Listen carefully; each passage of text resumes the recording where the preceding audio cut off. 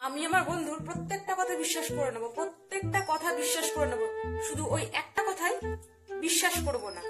কথাটা হলো, ভাই 10 মিনিট আসছি। একটা 10 মিনিট আসছি বলে যেভাবে 1.5-2 ঘন্টা লাগায় না, এদের আমার ঘুড়ি দেখতে ইচ্ছা করে, ঘুড়ি দেখতে ইচ্ছা করে, যে মনে হচ্ছে এরা নিজেদের ঘুড়ি নিজেরাই চালাচ্ছে। এই তো 15 দিন আগেকার একটা ঘটনা। আমার একটা বন্ধু আমাকে বললো, ভাই 10 মিনিটে আসছি, তো শয়তানটা এখনো এসে পৌঁছায়নি। কিছুদিন আগে আমার এক বন্ধুর সাথে ঘুরতে যাওয়ার প্রোগ্রাম ছিল, তো আমাকে ফোন করে বললাম, ভাই কোথায় আছিস? এই রাস্তাতে আছি, দাঁড়া আর 10 মিনিট লাগবে। ওয়েট করছি আসছে না।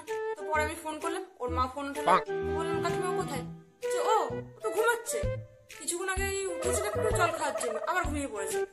এরকম একটা বন্ধুর বিয়েতে গেছিলাম বরযাত্রী হয়ে, ও শ্বশুর কল করেছে যেতে লেট হচ্ছিল বলে, যে আপনারা এখন কোথায়?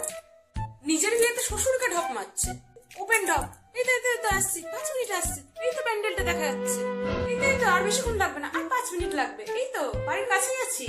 আমরা হিসাব করে দেখলাম যখন ও ঢপটা মারছে তখনও 40 মিনিট বাকি, তাও আবার এরোপ্লেনে গেলে।